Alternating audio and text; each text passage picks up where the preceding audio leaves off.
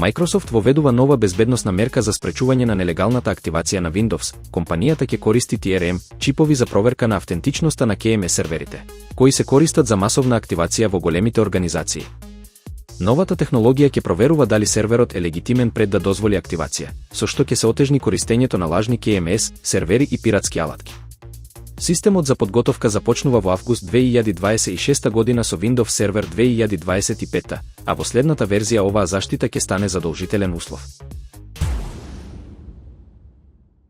Илон Маск прогнозира дека вештачката интелигенција до 2031 година ќе ја надмине вкупната човечка интелигенција. Во интервју за Економист, тој изјави дека AI ќе може да извршува речиси сподобро од луѓето, освен да биде човек.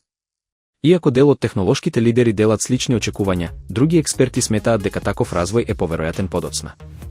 Изјавата предизвика бројни реакции на социјалните мрежи, каде дел од корисниците предупредија дека Маск и претходно давал премногу оптимистички прогнози за иднината на технологијата.